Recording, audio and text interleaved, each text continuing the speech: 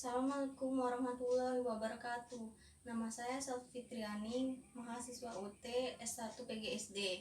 Dalam hal ini saya akan menyampaikan karya ilmiah saya, yaitu upaya peningkatan hasil belajar siswa menulis karangan dalam pelajaran bahasa Indonesia tentang menulis karangan pada siswa kelas 3 SD SDN 202 Palembang.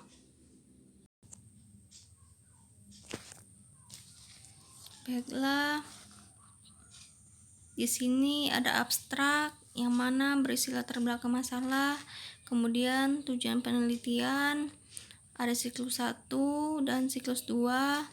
Dikarenakan pandemi Covid ini sehingga tidak adanya siswa pada kelas 3 SDN 202 Palembang. Kemudian di sini juga menggunakan model pembelajaran gambar seri. Setelah itu diharapkan bahwa penelitian ini berguna untuk diterapkan di pembelajaran, dan demikian dapat disimpulkan bahwa metode pembelajaran gambar seri ini dapat meningkatkan kualitas proses simulasi pembelajaran bahasa Indonesia.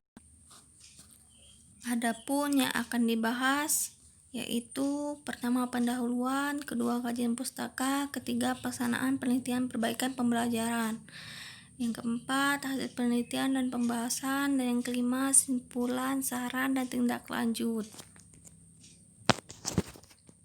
Adapun pendahuluan, di sini adalah latar belakang masalah yang dihadapi atau dilihat oleh peneliti, antara lain guru kurang bisa mengelola kelas dengan baik, model pembelajaran yang digunakan guru kurang menarik, media yang guru gunakan dalam pembelajaran kurang menarik, siswa kurang berani mengajukan pertanyaan.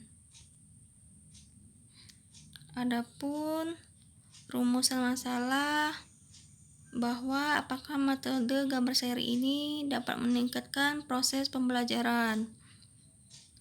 Tujuan penelitian ini untuk mengetahui peningkatan hasil belajar siswa dalam menulis karangan dalam pelajaran bahasa Indonesia tentang menulis karangan menggunakan metode gambar seri pada siswa kelas 3 SDN 202 Palembang. Adapun manfaat penelitian perbaikan pembelajaran bagi guru, yang pertama memberikan masukan tentang strategi yang tepat dalam pengajaran menulis karangan. Kedua, memberi masukan bagi guru tentang beberapa kendala dalam pengajaran menulis karangan. Bagi siswa, yang pertama dapat meningkatkan kemampuan menulis karangan. Kedua, dapat memotivasi dan menambah minat siswa untuk gemar menyimak melalui metode gambar seri yang disampaikan guru. Bagi sekolah, dapat dijadikan sebagai acuan dalam memberikan pengajaran menulis karangan melalui metode gambar seri. Bab 2, ada kajian pustaka di mana ada beberapa pendapat ahli, yaitu pertama pengertian bahasa. Menurut Depdiknas tahun 2006, bahasa merupakan aspek penting dalam perkembangan intelektual dan emosional siswa. Kemudian karakteristik pembelajaran bahasa ada 4, yaitu keterampilan menyimak, berbicara, membaca, dan menulis. Kemudian tujuan pembelajaran bahasa Indonesia, pertama untuk berkomunikasi secara efektif dan efisien sesuai dengan etika yang berlaku baik lisan maupun tulis. Kedua, dapat menghargai dan bangga menggunakan bahasa Indonesia sebagai bahasa persatuan dan negara. Kemudian ruang lingkup kompetensi dasar dan indikator pencapaian kompetensi. Kompetensi yang pertama menulis karangan dari pikiran sendiri dengan menggunakan pilihan kata dan kalimat yang tepat. Indikatornya menulis karangan sederhana dengan menggunakan pilihan kata dan kalimat yang tepat.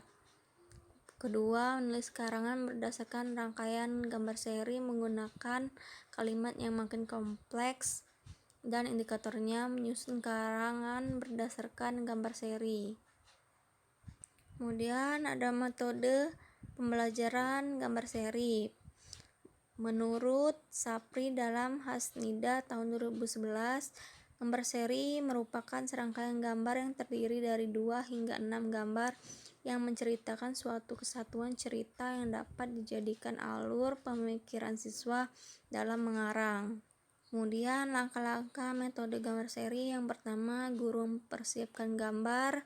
Kedua, guru menempelkan gambar di papan atau ditayangkan melalui OHP. Yang ketiga, guru memberi petunjuk dan memberi kesempatan siswa untuk menganalisis gambar. Keempat, melalui diskusi 2 atau 3 siswa. Hasil diskusi dari analisis gambar tersebut dicatat pada kertas. Kemudian kelima, tiap kelompok diberi kesempatan untuk membacakan hasil diskusinya. Keenam, guru mulai menjelaskan materi sesuai dengan tujuan yang dicapai. Dan ketujuh, membuat karangan. Kedelapan, membuat karangan. Selanjutnya bab 3, yaitu pelaksanaan perbaikan. Yang pertama, subjek, tempat, waktu, dan pihak yang membantu penelitian. Pelaksanaan perbaikan pembelajaran terdiri dari 3, yaitu prasiklus, siklus 1, dan siklus 2. Pelaksanaan siklus 1 dilakukan pada tanggal 5 Mei 2020 di rumah, di kelas 3, dan simulasi ini tanpa adanya siswa, dibantu oleh teman sejawat dan supervisor 1. Kemudian pada simulasi siklus 2 pada tanggal 11 Mei 2020 di sekolah, yaitu di SD 202 Palembang, di kelas 3, dan simulasi ini tanpa adanya siswa, dibantu oleh teman sejawat. Kemudian ada desain prosedur perbaikan pembelajaran siklus 1. Penelitian dengan menggunakan metode gambar seri sebanyak 2 siklus. Guru dibantu oleh teman sejawat melalui tahap perencanaan, pelaksanaan, observasi, dan refleksi. Adapun tahapnya, pertama membuat RPP, kedua menyiapkan lembar observasi, ketiga menyiapkan media. Kemudian pada tahap pelaksanaan siklus 1 dibantu oleh teman sejawat dan supervisor 1. Langkah-langkahnya, yang pertama, kegiatan awal melakukan persepsi.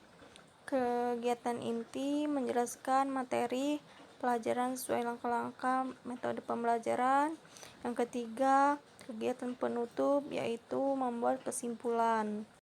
Kemudian pada tahap observasi ini dilakukan oleh teman sejawat dan supervisor 1, dilakukan pada video simulasi pembelajaran dengan menggunakan format observasi pembelajaran. Dan selanjutnya pada tahap refleksi dilakukan untuk mengetahui kelebihan dan kelemahan dan tindak lanjut yang akan dilakukan pada siklus berikutnya. Pada tahap ini dibantu oleh supervisor 1 dan teman sejawat. Berdasarkan hasil observasi yang telah dilakukan pada siklus ini belum maksimal, maka akan dilanjutkan pada siklus 2. Walaupun demikian, ada beberapa kelebihan pada siklus ini. Selanjutnya, desain prosedur perbaikan pembelajaran siklus 2. Perencanaan perbaikan pembelajaran siklus 2 ini peneliti dilaksanakan dan dibantu oleh teman sejawat, yaitu Septiani Rahayu SPD. Yang pertama, merencanakan secara rinci pembagian waktu. Kedua, membuat RPP yang berbeda materinya dari siklus 1. Ketiga, menyiapkan lembar observasi. Keempat, membuat soal evaluasi. Dan yang kelima, mengadakan penilaian. Kemudian pelaksanaan siklus 2. Pelaksanaan siklus 2 ini dilakukan oleh peneliti dibantu oleh teman sejawat. Adapun langkah-langkahnya, yang pertama kegiatan awal melakukan apersepsi, kedua kegiatan inti menjelaskan materi pelajaran sesuai dengan langkah-langkah metode pembelajaran. Yang ketiga kegiatan penutup, yaitu membuat kesimpulan. Dan pada tahap observasi ini yang dilakukan oleh teman sejawat dan peneliti memperbaiki kesalahan pada siklus 1 untuk dilanjutkan pada siklus 2 ini. Dan pada siklus 2 ini peneliti telah melakukan semua langkah-langkah tindak lanjut dari siklus 1 di siklus 2 dengan maksimal. Dapat disimpulkan bahwa hasilnya siswa sudah lebih berinteraksi ke dalam media.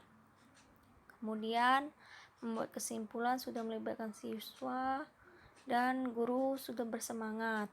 Selanjutnya pada tahap refleksi dilakukan oleh peneliti dan dibantu oleh teman sejawat pada tanggal 11 Mei 2020.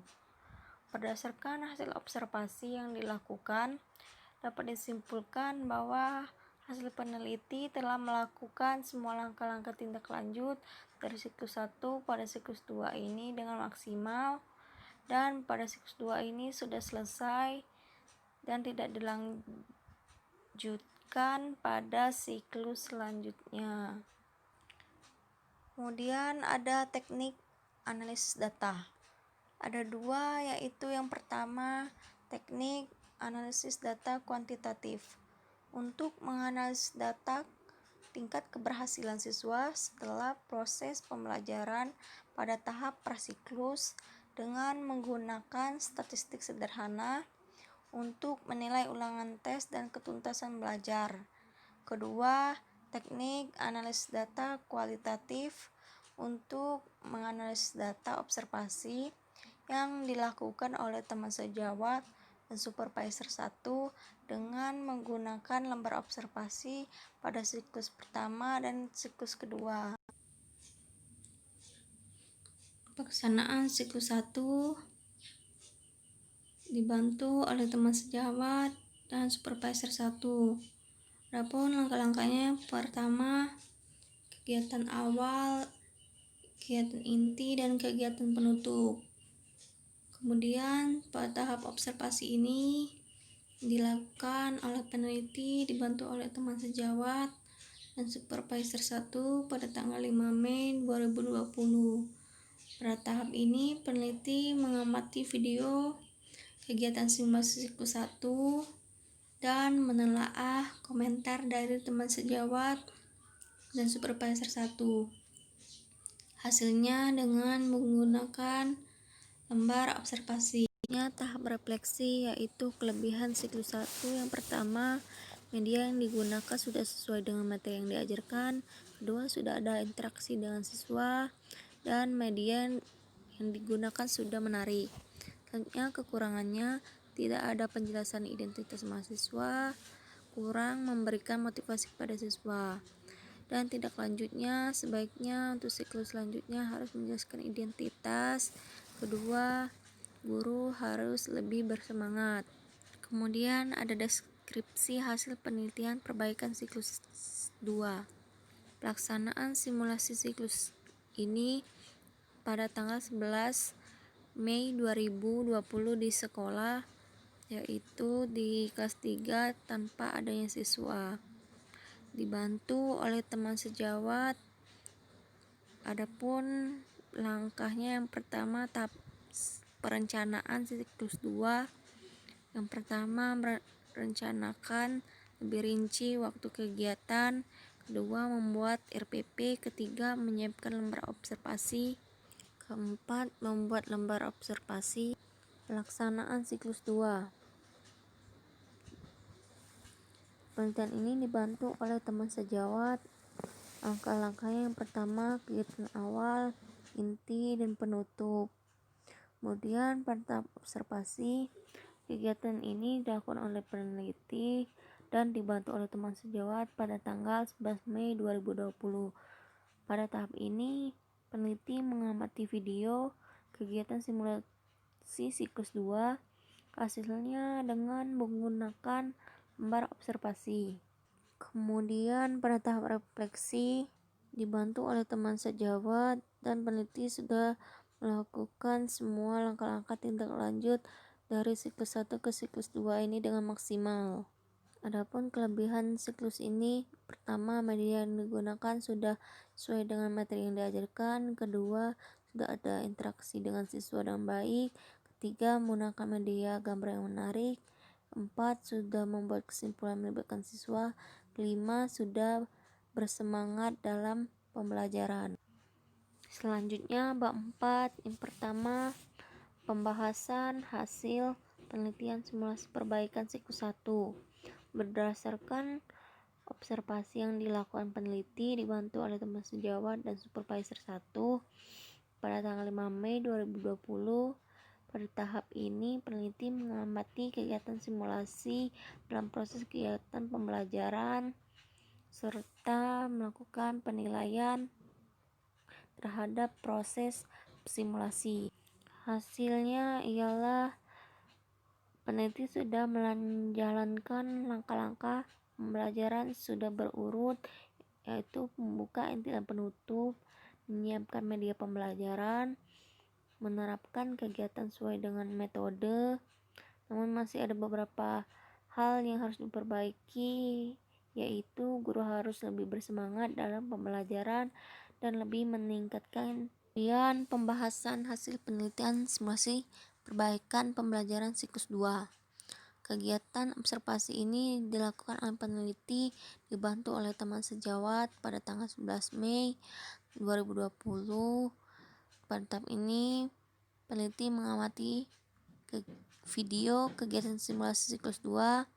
Hasilnya, guru telah mampu memperbaiki kesalahan pada siklus 1, antara lain guru sudah mampu melaksanakan kegiatan pembelajaran sesuai dengan alokasi waktu, siswa lebih interaktif ke dalam media, sudah memotivasi siswa, guru sudah menutup pembelajaran dengan melakukan kesimpulan bersama siswa, dan guru sudah bersemangat.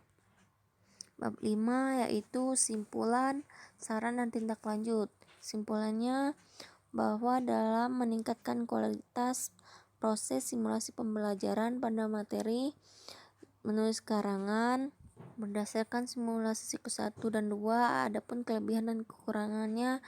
Yang pertama, kelebihan siklus 1 yaitu media yang digunakan sudah sesuai dengan materi yang diajarkan, sudah ada interaksi dengan siswa, menggunakan media gambar yang menarik. Dan kekurangan siklus 1, tidak ada penjelasan identitas dan guru tidak memberikan persepsi. Kelebihan siklus 2, pertama, media yang digunakan sudah sesuai dengan materi. Kedua, kualitas video sudah jelas. 3, langkah-langkah kegiatan sudah terurut dan guru sudah bersemangat.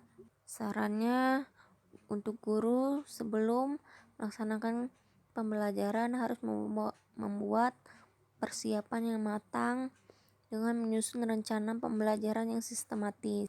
Kedua, guru disarankan menggunakan metode yang menarik, yaitu seperti gambar seri untuk meningkatkan hasil belajar siswa. Ketiga, untuk sekolah diharapkan memberikan fasilitas kepada guru untuk mengatasi kelemahan yang ada pada siswa sehingga siswa termotivasi dalam belajar dan guna meningkatkan pemahaman siswa terhadap materi yang dipelajari, yaitu dalam menulis karangan. Selanjutnya, tindak lanjut untuk peneliti selanjutan. Semoga hasil penelitian ini bermanfaat. Sekian presentasi saya hari ini. Saya ucapkan terima kasih. Wassalamualaikum warahmatullahi wabarakatuh.